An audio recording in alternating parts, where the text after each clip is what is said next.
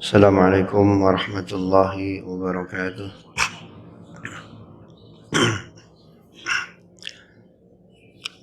Bismillah wassalatu ala rasulillah.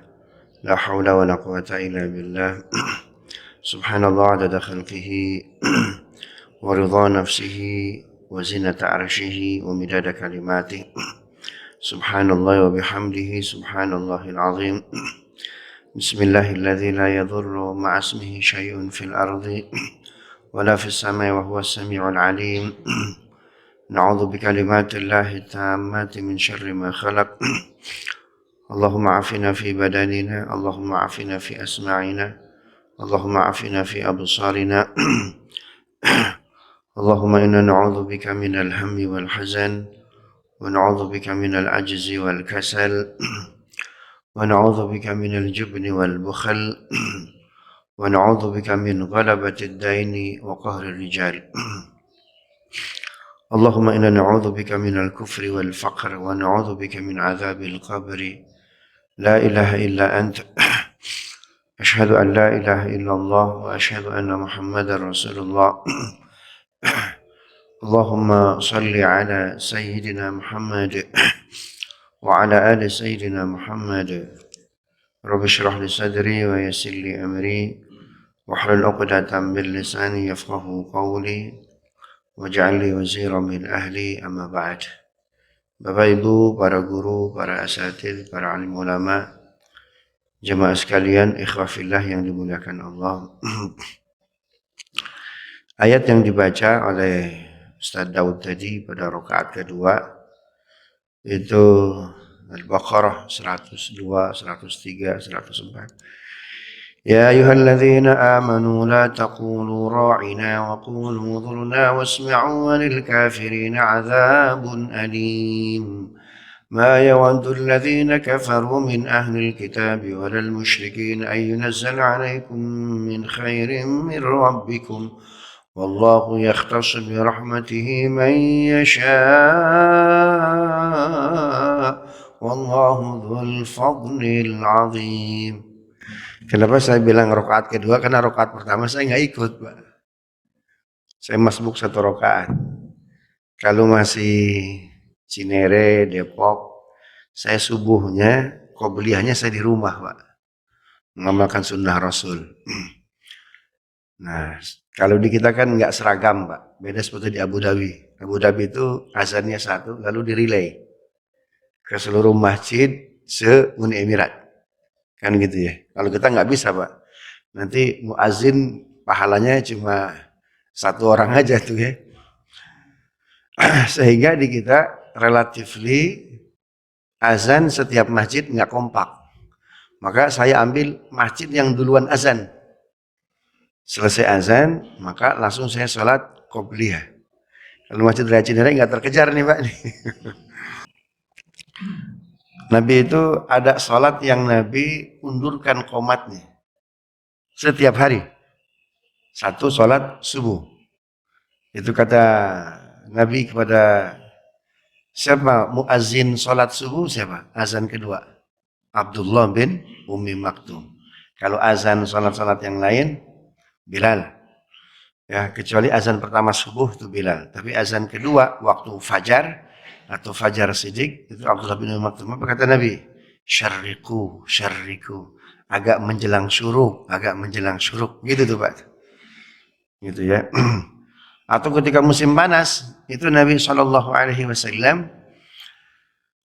itu bilang ke Bilal, baridu, baridu, baridu. Nunggu adem dulu, jangan pas matahari lagi sepenggilahan, naik tuh kalau di atas tuh waktu zawal. Baridu, baridu. Nah, ayat yang kedua atau surat pada rakaat kedua, ya ayyuhalladzina amanu la taqulu ra'ina wa qul unzurna wasma'u walil kafirina adzabun alim.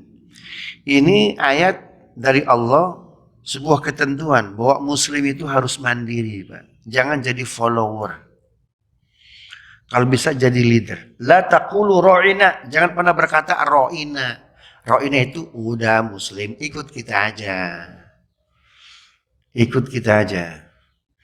Ini kalau dalam politik namanya calon gak usah banyak-banyak, ikut kita aja, gitu tuh Pak. Ini koalisi besar namanya Pak. Ini. Ya, la taqulu ra'ina, la taqulu ra'ina, wa qulu nzurna. Jadi muslim itu nggak boleh, udah ikut yang ada aja. Jangan bikin yang baru. Ya. Ayat ini pernah dibaca oleh Umar bin Khattab. Itu ketika mendapat surat dari Abu Musa al-Ash'ari, gubernur Syam. Karena surat-surat siapa tuh? Umar bin Khattab tidak dijawab. Lalu dikirim utusan dari pusat tuh Pak. Gubernur Abu Musa al-Ash'ari, Anda gubernur Syam, kenapa sih surat-surat dari pusat nggak pernah dijawab? Suratnya ada, tapi tahunnya nggak ada gitu tuh. Cuma ada tanggal dan bulan. Tapi ini suratnya tahun berapa ini? Ya, tahun 2001, 2002, 2003, mungkin begitu kali itu Pak ya. Nah, akhirnya dibawa informasi itu ke pusat. Khalifah, rupanya gubernur Syam, Abu Musa al-Ash'ari tidak menjawab surat-surat khalifah karena susah membedakan surat mana yang datang duluan, surat mana yang datang belakangan. Karena kita belum punya tahun, tanggal udah ada, bulan udah ada. Yang belum ada tahun Islam. Maka diadakan rapat tuh Pak. Kata Umar, kita harus punya tahun Islam. Naik Muawiyah bin Abi Sufyan, nggak usah Khalifah. Kan udah ada tahun Tiongkok, tahun Cina, sudah ada tahun Masehi. Tahun Masehi lebih dulu nggak Pak? Lebih dulu. Tahun Islam aja baru 1444 sekarang. Kalau tahun Masehi udah berapa? 2023. Tahun Tiongkok lebih tua lagi tuh. Berapa itu? Ada yang tahu? Tahun berapa tahun Tiongkok, Pak? 2000 berapa? Lebih banyak Masehi atau lebih banyak Tiongkok? Lebih banyak Tiongkok tuh, Pak. Udah ikut yang ada aja Khalifah. Oh, Umar ngegebrak apa nih, Pak? Meja mungkin marah dia. Lalu dia baca nih, Pak, 102 Al-Baqarah. Ya ayyuhalladzina amanu la taqulu ra'ina. Muslim itu jangan menjadi follower, ikut-ikutan yang ada, jangan. Wa qulu unzurna, justru kita harus menjadi role model. Kalian ikut kita. Kita punya ini nih. Begitu tuh Pak, Muslim itu tuh Pak. Jadi selalu menjadi inisiator, Pak. Selalu menjadi kreator, selalu menjadi leader tuh Pak. Karena itu ketika berbicara kepemimpinan berarti dia harus menjadi leader. Ya, ketat betul Pak Al-Quran ketika berbicara apa? Kepemimpinan. Subhanallah. Nah, ayat tadi itu mengingatkan kita bahwa Muslim itu harus menjadi leader. Ya, harus menjadi leader. Subhanallah. Berapa banyak ayat-ayat dalam Al-Quran, hadis-hadis Nabi Pak, dengan kepemimpinan itu bisa terjaga. Ya, di antara jasa terbesar Umar bin Abdul Aziz membukukan hadis Nabi. Datang dia ke sebuah wilayah di Damaskus di Suriah, namanya Aleppo, Pak. Aleppo itu sebuah negeri di mana ahli hadis kumpul bersanad di situ tuh Pak. Saya dapat sanad hadis Nabi, hadis Bukhari, hadis Muslim itu dari Aitir. Terus yang kedua saya dapat sanad dari Ramadan Al-Buti. Orang Indonesia yang dapat gelar, yang dapat sanad hadis Bukhari, hadis Muslim, Sahihain itu dari Ramadan Al-Buti, dua orang. Saya sama almarhum Dr. Ahmad Lutfi Fathullah. Beliau wafat ketika musim Covid, Juni-Juli itu. Nah, saya dengan beliau satu guru, Pak. Sanad Bukhari Muslimnya tuh. Allahu yarham. Nah, datang tuh ke Aleppo, Umar bin Abdul Aziz. Kaget dia, ternyata orang Aleppo itu ketika masuk waktu zuhur, nggak sholat. Nggak azan. Kenapa kalian nggak azan zuhur? Dan kalian tidak ada yang ke masjid? Oh, kami sepakat. Hari ini zuhurnya cukup di asar. Oh gitu. Terus ketika waktu maghrib, nggak ada yang azan. nggak ada yang sholat. Kenapa kalian nggak azan maghrib, tidak sholat maghrib? Oh, kami sepakat hari ini maghribnya cukup di isya dan sholat subuh. Marah Umar bin Abdul Aziz itu, Pak.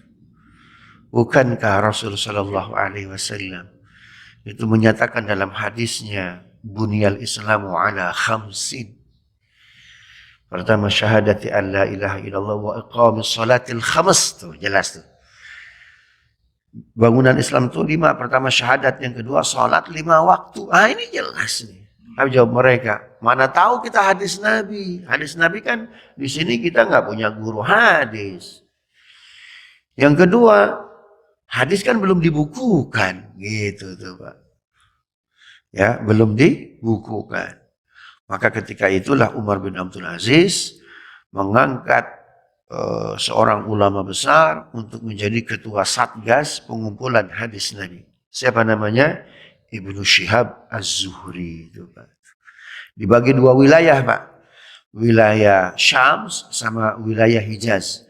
Hijaz itu Mekah Madinah. Di Hijaz dipilih gubernur Madinah, cucunya Abu Bakar Siddiq, Muhammad bin Abdullah bin Abu Bakar As-Siddiq.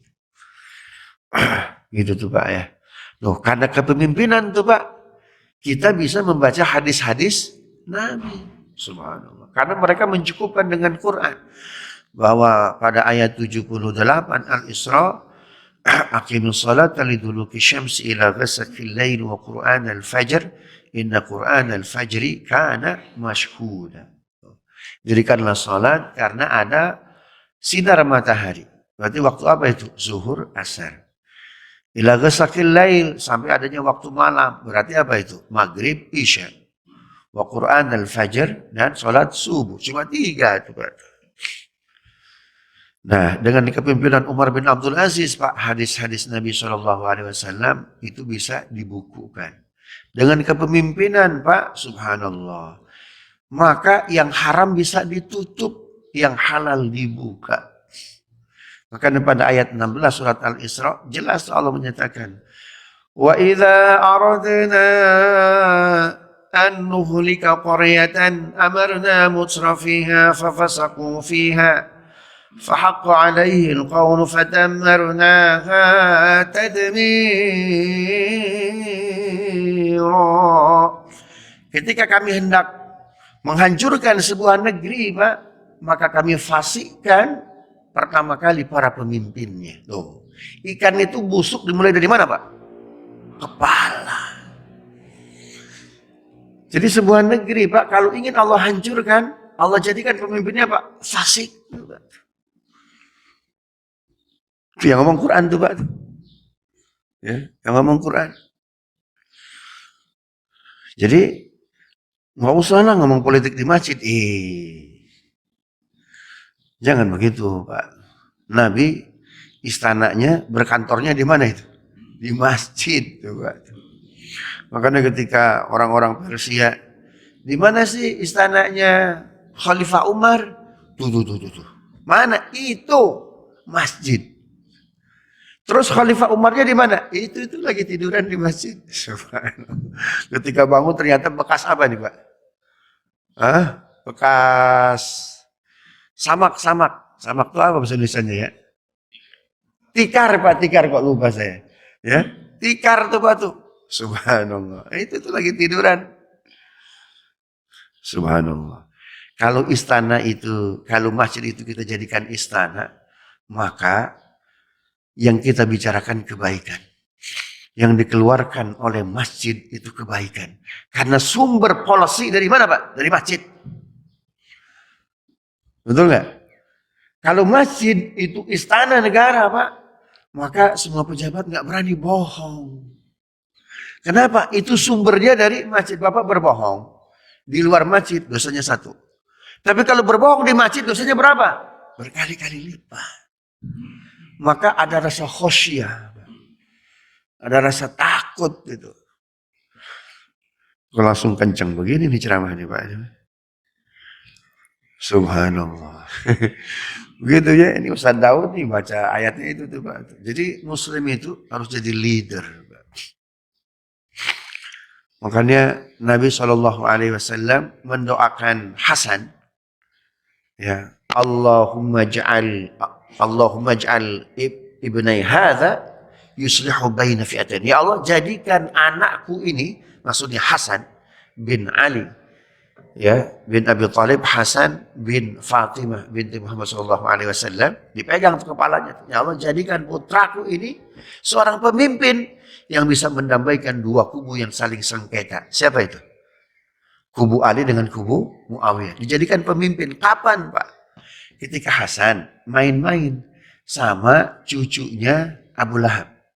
Kata Hasan begini, siapa yang gabung dengan saya? Ayo kita main petak umpet, saya pemimpinnya. Yang gabung dengan saya siapa? Cucunya Abu Lahab, saya gabung sama siapa ya? Saya koalisi sama siapa ya? Gitu tuh, Pak. Kalau Hasan bin Ali, siapa yang gabung dengan saya? Wih, subhanallah. Langsung deklarasi sebagai apa tuh, Pak? Pemimpin. Siapa yang mau gabung dengan saya? Dari kecil itu, Pak, anak kita masih punya karakter pemimpin. Jangan saya gabung sama siapa ya? Bukan begitu, Pak. Siapa yang gabung dengan saya? Subhanallah. Karena Islam ketika berbicara kepemimpinan ketat, Pak. Jangan pernah diberikan kepada orang. Subhanallah. Gitu tuh, Pak, ya. Saking pentingnya kepemimpinan, seorang ulama besar namanya Ibnu Taimiyah menulis sebuah kitab khusus judulnya As-Siyasatu Syar'iyyah fi Islahir Ra'i war Ra'iyah. As-Siyasatu Syar'iyyah, Siyasatu Syar'iyyah fi Islahir Ra'i war Ra'iyah. Siasat syariat, ya, itu ketika dalam memberikan kemaslahatan kepada umat, gitu tuh, Pak. Harus. Islam tidak pernah menggunakan diksi politik.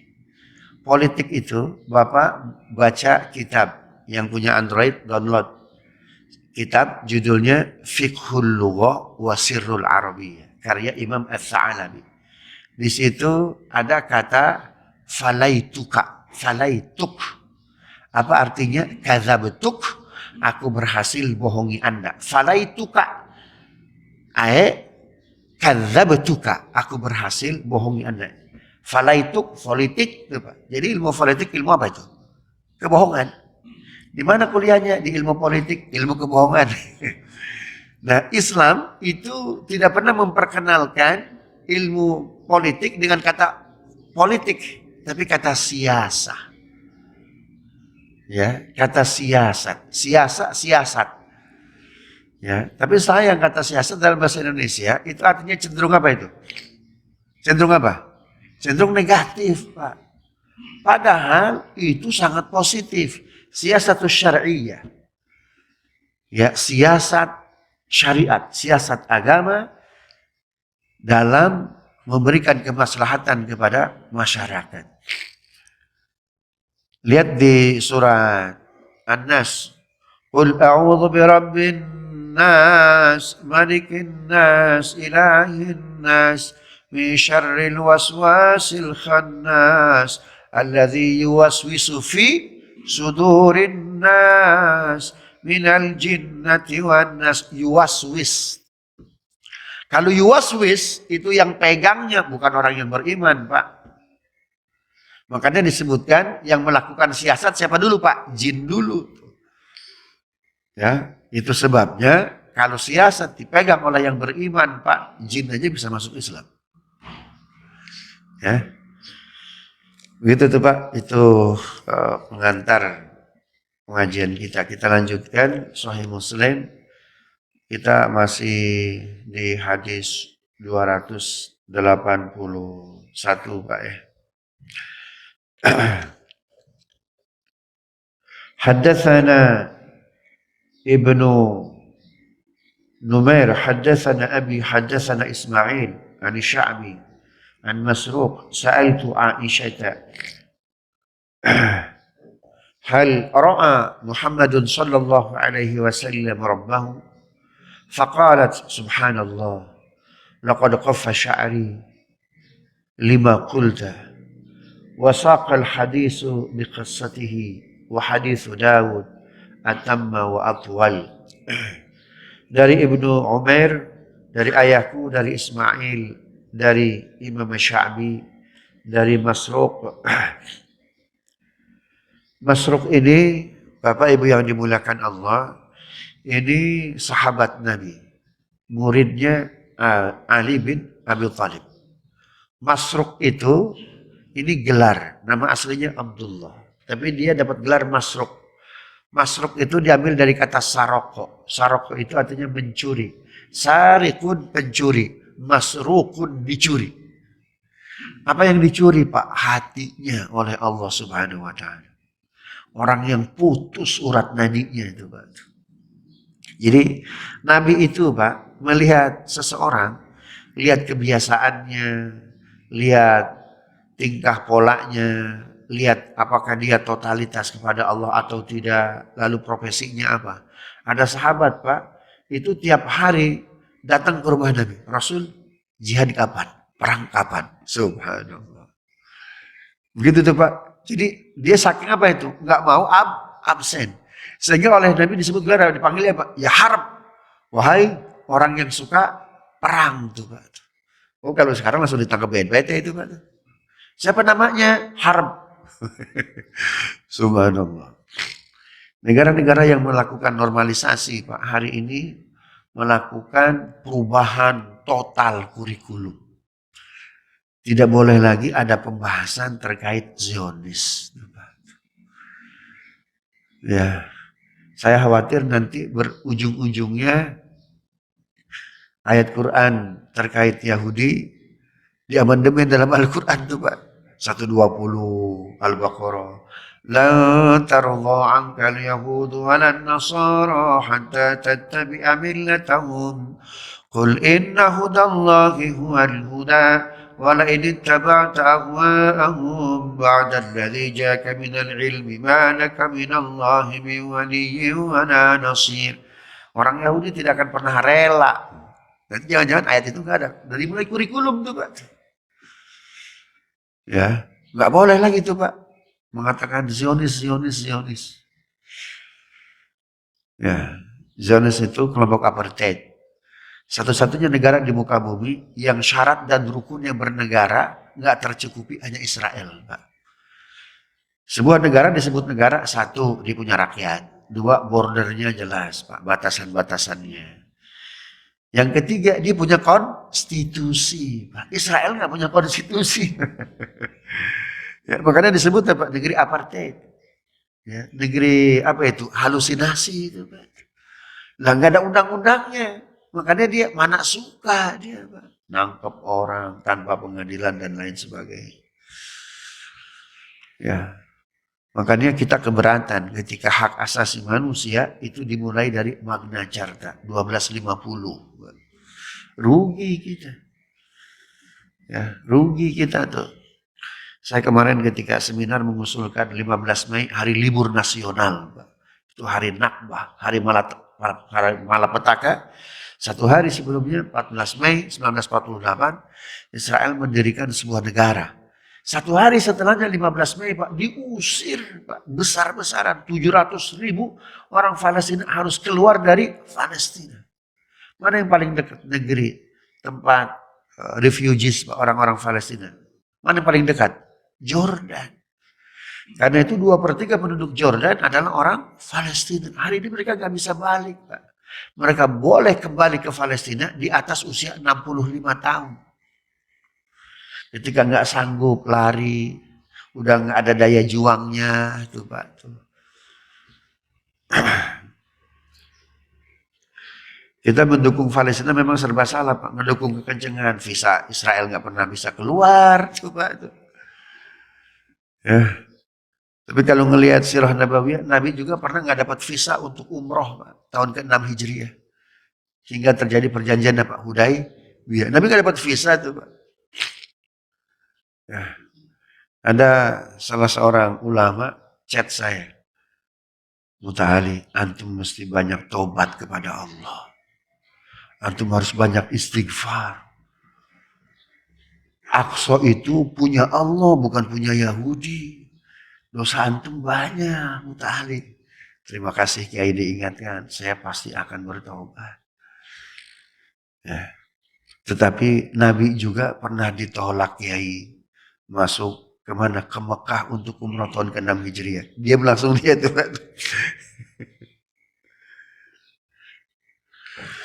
Gitu tuh Pak ya. Jadi jangan khawatir karena itu konsekuensi dari apa? Dari dakwah, Pak. Konsekuensi dari apa itu? Dari perjuangan. Subhanallah. Nah, ada sebagian negara yang melakukan normalisasi itu mendesain ulang, Pak. Ya, kurikulumnya. Saya pernah baca artikel ditulis oleh Mahathir Muhammad. Saya ketika jadi Perdana Menteri, itu urusan masyarakat sangat complicated. Tapi ternyata solusinya satu. Apa itu? Pendidikan. Berbicara pendidikan berarti diantaranya berbicara apa Pak? Kurikulum. Untuk mengubah otak siswa Pak. Bikin aja kurikulum. Tuh. Ya, bikin aja kurikulum. Subhanallah. Sebaliknya, pada saat yang bersamaan Palestina itu nggak boleh dibahas juga tuh Pak. Tuh. Ya, nggak boleh dibahas juga. Nah, pada masa Nabi, Ali itu punya murid namanya Abdullah bin Bukair. Dipanggil oleh Nabi Masruq. Orang yang dicuri hatinya oleh Allah. Kira-kira yang mencuri hati kita siapa Pak kira-kira Pak? Pekerjaan, dunia, kan begitu tuh ya. Jabatan. Jadi pencuri kita siapa tuh Pak sebetulnya tuh Pak tuh? Nabi menyebut manggilnya ya Masruq. Para sahabat bertanya, ya Rasulullah, man saraqahu? Siapa yang mencurinya? Allahu Rabbuh. Allah Tuhannya. Wih, luar biasa. Orang yang masih merasakan nikmatnya maksiat, Pak, dia tidak akan pernah merasakan nikmatnya ibadah.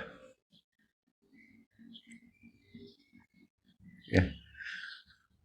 Never, Pak. Nggak bakal tuh. Orang yang masih merasakan nikmatnya maksiat, nggak pernah merasakan nikmatnya dakwah.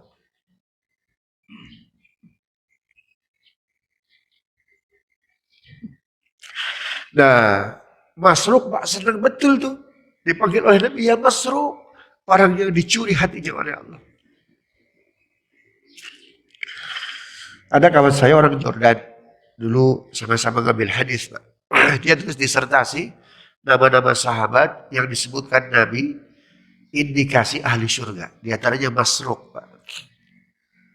Ya, Masruq tuh Pak. Orang yang dicuri hatinya oleh Allah.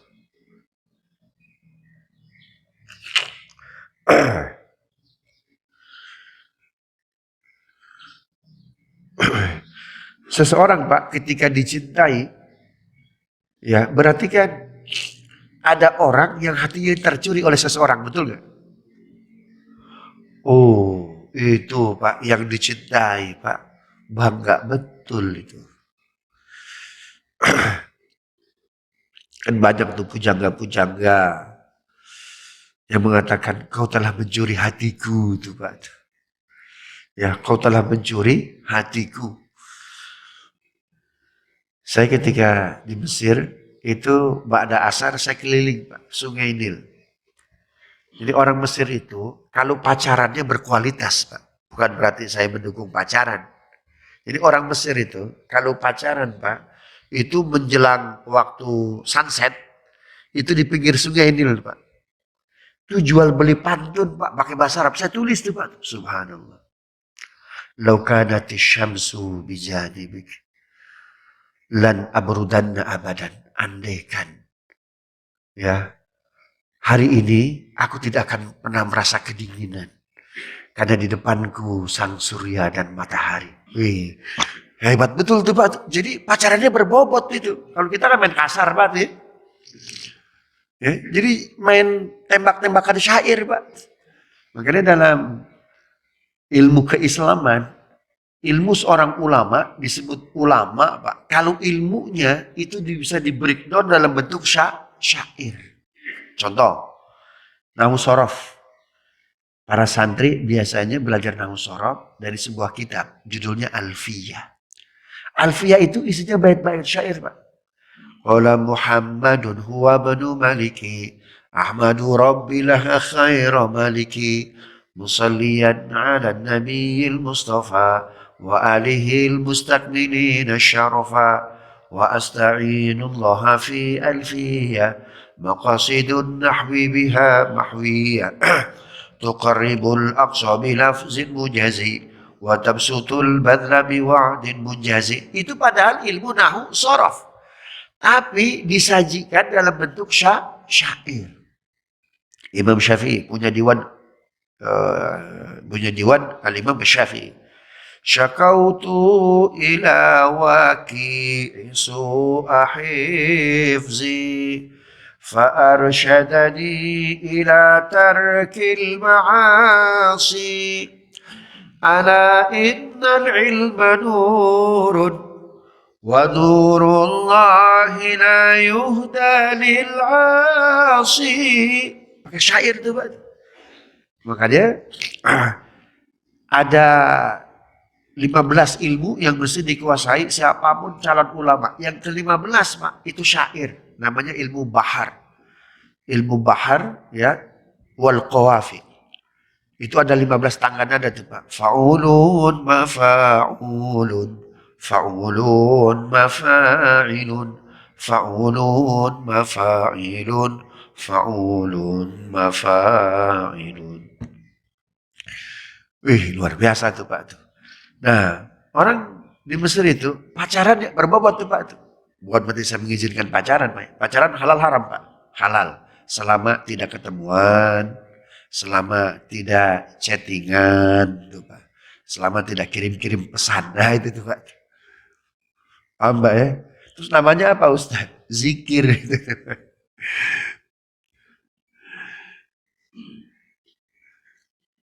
Nah, Masruk itu dipanggil oleh Nabi, ya Masruk. Senang betul. Sujud syukur dia tuh Pak. Orang yang hatinya dicuri oleh Allah.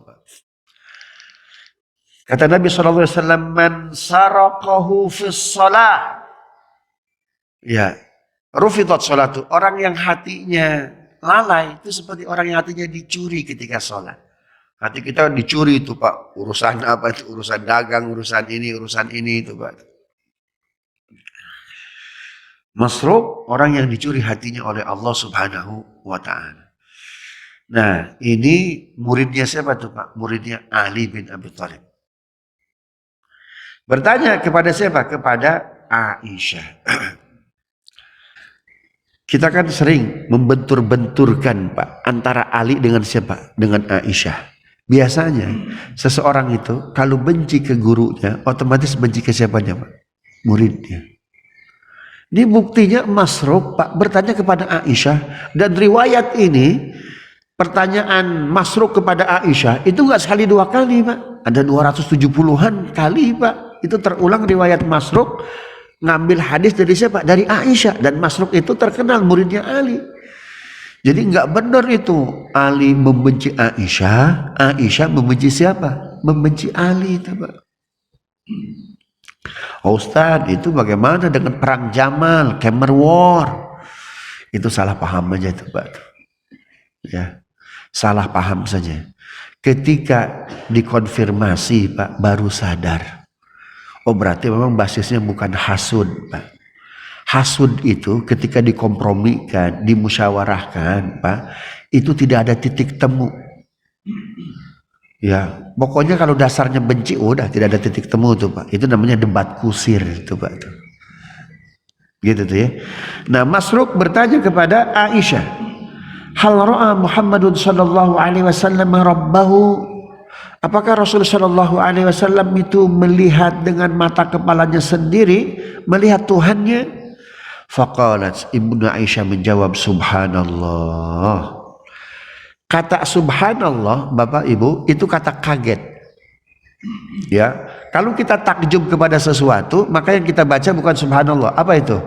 Masya Allah.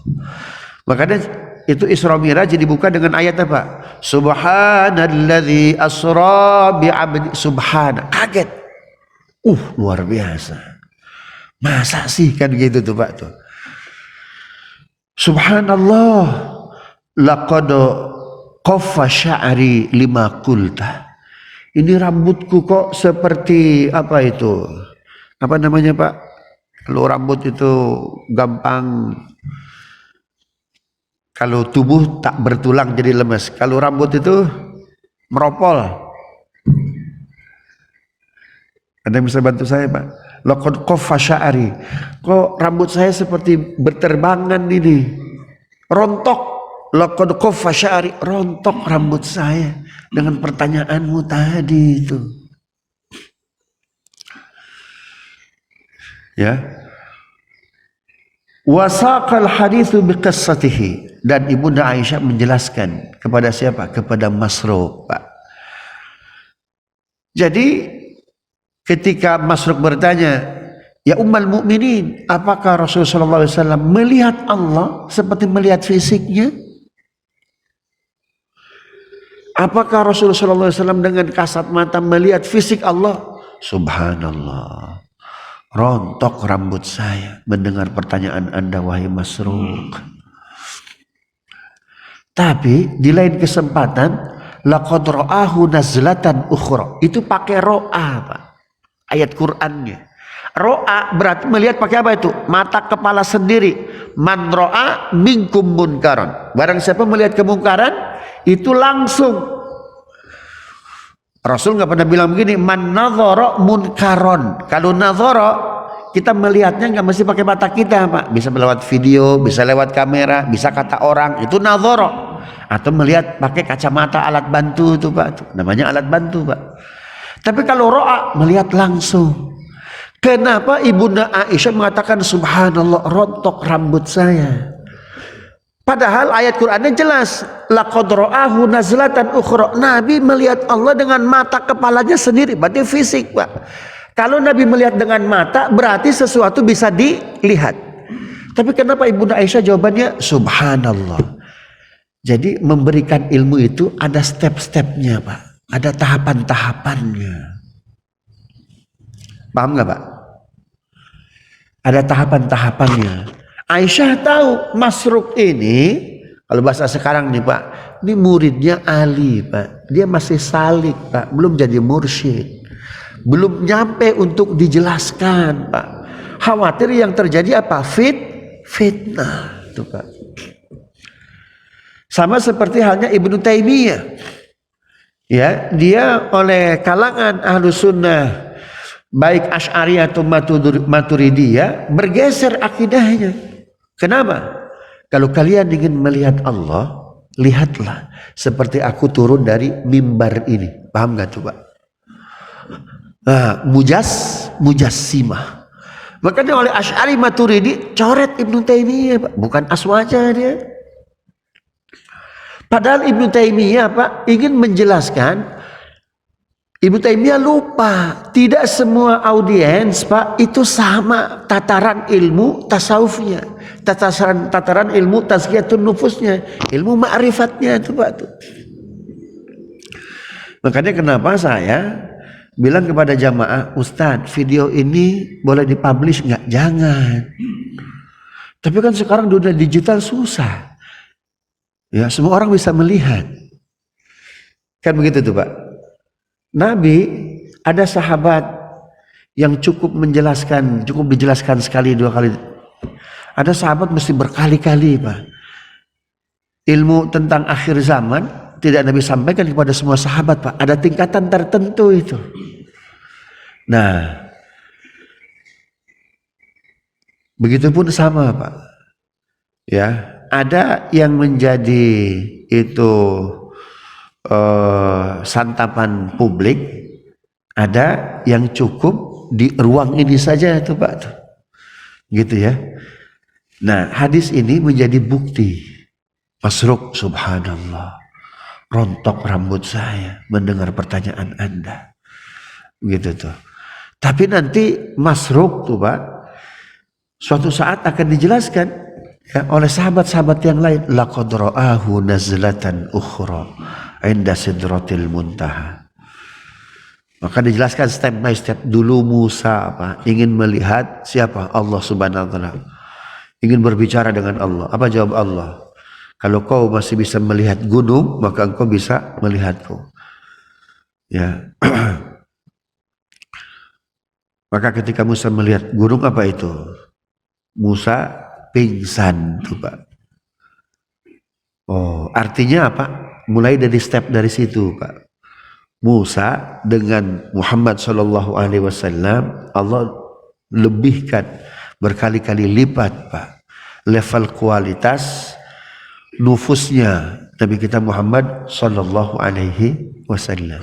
Kalau Musa tidak mampu, Allah Subhanahu Wa Taala mampu Pak. Maka di kemudian hari itu keluar tuh hadis Nabi Shallallahu Alaihi Wasallam. Nabi sampaikan kepada para sahabat, kata Nabi, ya Masruq ta'al, kesini Masruq. Aku ketika di Arash bingung nih, aku harus mengucapkan apa bertemu dengan Allah. Maka aku ucapkan at-tahiyatu lillah wassalawatu wattayyibat. Assalamu alayka ayyuhan nabiyyu wa rahmatullahi wa barakatuh.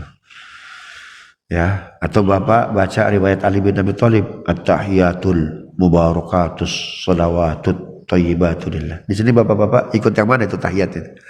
At-tahiyatu lillah wassalawatu wattayyibat atau at-tahiyatul mubarakatus salawatut. Kayaknya yang kedua Pak ya? Yang kedua wajar karena Masruq muridnya siapa? Ali bin Abi Thalib. Dari Ali begitu tuh Pak tuh. Itu Nabi mengundang Ali, mengundang Masruq Pak. Ketika level apa itu? Ma'rifatnya naik tuh Pak. Saya mengetuk arasnya Allah dengan at-tahiyatul mubarakatus salawatut thayyibatu lillah. Lalu dijawab oleh Allah Masruq. Apa itu? Assalamu alayka ayyuhan nabiyyu wa rahmatullahi wa barakatuh. Maka aku balas lagi, assalamu alayna wa ala ibadillahi sholihin. Ya, lalu aku bersyahadat kepada Allah, asyhadu an la ilaha illallah. Dijawab oleh Allah, wa asyhadu anna muhammadar rasulullah. Maka ketika itu terbukalah pintu Arash Pak. Jadi pintu Arash terbuka dengan apa tuh Pak? Syahadat. Jadi kalau Bapak nggak bersyahadat, soleh sekalipun, baik sekalipun, dermawan sekalipun, nggak akan bisa masuk ke surganya Allah Pak. Subhanallah. Maka ketika itu Nabi melihat Allah nggak? Melihat Pak. Kapan? Oh, ketika level ma'rifatnya bagus Pak. Hadis itu di akhir-akhir Pak. Ya. Sebelumnya ketemu Ali dulu, belajar dulu kepada siapa itu? Kepada Aisyah. Subhanallah. Jangan gitu Masruq ya. Karena kalau dijelaskan oleh Aisyah belum nyampe nih Pak. Kasihan nih.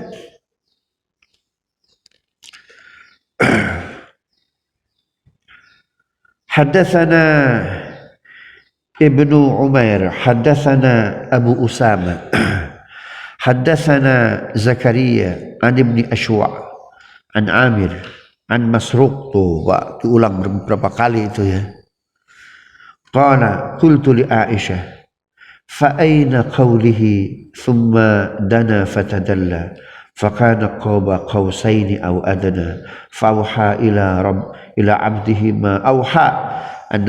Ayat 10 sampai ayat 11. Qalat innama dzaka Jibril kana ya'tihi fi suratir rijal wa innahu atahu fi hadhihi al-marrah wa fi suratihi allati hiya suratuhu fasadda ufuqas sama. Dari Ibnu Umair, dari Abu Usama. Abu Usama berarti siapa Pak? Abu Usama siapa ini? Ada yang tahu? Zaid bin Harisah. Betul Pak, Zaid bin Harisah. Abu Usama. Dari Zaid bin Harisah, dari Zakaria, dari Ibnu Ashwa', dari Amir, dari Masruq. Tuh, Pak. Jadi urusan hati, urusan ma'rifat Masruq nih Pak. Topnya dia Pak, strikernya tuh Pak. Qala, ia berkata, aku bertanya kepada Aisyah, kalau tadi penjelasan ibu bahwa Rasul ketemu Allah itu secara fisik, lalu ibu mengucapkan subhanallah, Fa'aina qawlihi sallallahu fa'aina qawlihi ta'ala. Bagaimana dengan firman Allah ayat 8 sampai ayat 11 surat An-Najm. Thumma dana fatadalla. Kemudian Nabi mendekat fatadalla lalu dirangkul oleh Allah. Fakana qaba qausaini au adna. Itu jarak Nabi dengan Allah. Itu jaraknya sepanjang apa? Busur anak panah, Pak. Ada nggak busur anak panah 5 meter, Pak? Paling panjang berapa itu? 1 meter, Pak. Jadi jarak Nabi kita dengan Allah 1 meter. Subhanallah. Musa ya itu jaraknya, Pak, dari dia ke gunung Turisina. Kalau kau bisa melihat gunung, kau bisa melihat aku. Berapa jaraknya, Pak? 2 kilo, Pak. Nggak sanggup tuh. Nabi kita dengan Allah jaraknya cuma 1 meter, 1 busur anak panah, 1 busur panah tuh.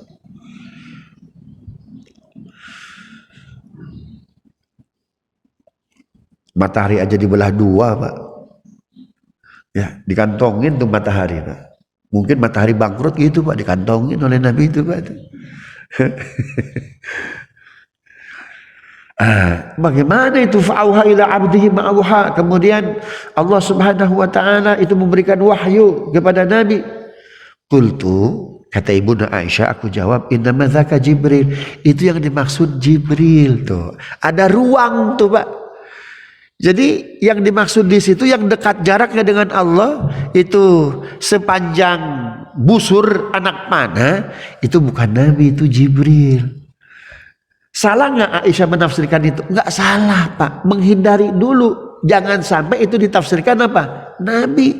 Karena ditafsirkan orang yang dekat dengan Allah jaraknya 1 meter itu Jibril, sah juga tuh, Pak. Kenapa? Belum nyampe di masruk, Pak. Ya, belum nyampe di masruk tuh, Pak. Tuh. Ya, kata Ibunda Aisyah, "Dzaka Jibril." Diam langsung tuh, Pak. Setelah itu dia nggak bertanya lagi, Pak. Oh, saya justru harus bertanyanya kemana? Ke diri saya.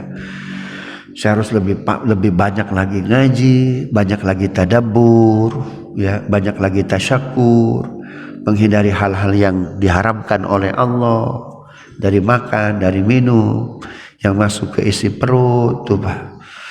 Ya, wa fi anfusikum afala tubsiru. Saya lebih banyak introspeksi setelah itu, Pak. Udah nggak berani nanya lagi tuh. Dzaka Jibril, itu Jibril. Diam tuh, Pak. Padahal dia dengar dari Ali itu Rasulullah, Pak. Udah jelas tuh. Tapi udah Aisyah bilang begitu, diam dia, Pak. Oh, berarti saya belum nyampe nih. Ya. Kenapa Masruk dia melakukan itu? Berhenti bertanya, Pak. Untuk membedakan dirinya dengan orang Yahudi. Orang Yahudi itu banyak apa tuh, Pak? Banyak bertanya, ngamalin nggak mau tuh, Pak. Ya, ngamalin nggak mau tuh, Pak. Karena bertanya itu berarti menyerang. Pertahanan terbaik apa tuh, Pak? Nyerang katanya itu. Makanya dia melakukan provokasi di Aqsa, provokasi di sana, provokasi di sini itu, Pak. Karena yati fi suratir rijal. Itu Jibril datang menemui Allah itu dalam rupanya seperti seorang laki-laki itu, Pak. Tapi di kita Jibrilnya perempuan, Pak. Di kita Jibrilnya perempuan. Padahal Jibril itu dirupakan dalam hadis ini laki-laki. Di kita Jibrilnya perempuan. Mati lagi, Pak, Jibrilnya, Pak. Ya. Mati lagi Jibrilnya tuh. Subhanallah. Pernah Nabi, Pak, hampir ya meragukan Jibril. Ya, makanya setelah itu langsung dibantah tuh, Pak, bahwa tidak beriman kepada Jibril bisa lepas apa itu keimanan. Itu Al-Baqarah, Pak, 100. Al-Baqarah 107, 108. Gitu ya. Jadi mereka bertanya terkait malaikat dan Jibril. Barang siapa tidak beriman kepada mereka, maka kalian telah kafir. Nabi sempat meragukan Jibril, Pak. Sebagian sahabat-sahabat udah dengar. Datang Jibril, Muhammad, si fulan besok wafat. Ya, si fulan besok wafat. Ditungguin oleh Nabi. Ternyata besok subuh datang ke Masjid Nabawi, Pak. Katanya meninggal. Enggak. Oh, mungkin nanti Zohor. Oh, Zohor ada juga dia. Oh, mungkin nanti Asar. Asar ada juga, Pak. Oh mungkin nanti maghrib ada juga. Nah, mungkin besok kali meninggal ya. Besok ada Pak 5 waktu Pak. Mungkin lusa ada. Minggu depan ada, bulan depan ada. Ah, mulai ragu Nabi itu Pak. Jangan-jangan Jibril udah mulai nggak akurat atau karena terlalu banyak tugas di Indonesia kali Jibril nih ngasih wahyu di Indonesia Pak. Sehingga terpengaruh nih ini. Subhanallah. Didatangi oleh Nabi Jibril. Katanya si fulan wafat. Ini udah sebulan kok nggak wafat-wafat. Subhanallah. Jadi kalau ada orang meragukan saja itu wajar Pak. Karena Nabi hampir itu Pak. Tapi setelah itu Nabi nggak ragu lagi itu Pak. Itu sebabnya iman kepada Jibril bagian dari keimanan ya, dari rukun iman yang 6. Katanya si fulan wafat. Itulah Muhammad. Dia harus di sprindiknya harusnya wafat di sprindiknya. Karena udah keluar sprindiknya Pak. Ya aku dapat bocoran dari Israel. Harusnya dia wafat memang sebulan yang lalu. Tapi masalahnya dia itu setelah divonis ya bahwa dia mau wafat itu silaturahimnya luar biasa. Gitu tuh Pak. Berkunjung ke si fulan, gitu tuh Pak. Makanya Bapak Ibu kalau ada keluarga sakit Pak, bagi-bagi tugas. Ada yang nunggu di rumah sakit, ada yang roadshow silaturahim Pak kepada keluarganya. Karena di antara hikmah silaturahim apa itu? Dipanjangkan usia. Subhanallah. Justru nanti umurnya panjang sahabat itu Pak. Wafat setelah Nabi wafat. Siapakah dia? Bukair. Bukan Bukair, ayahnya Bukair. Ya, ayahnya Bukair. Kalau Bukair wafat itu pada masa Rasul Shallallahu Alaihi Wasallam. Gitu tuh ya. Baik, ini yang bisa saya sampaikan. Insya Allah bulan depan kita masuk hadis ke 291. Jadi 3 hadis saja yang kita baca. Jika ada pertanyaan silahkan. Wallahu a'lam bishawab.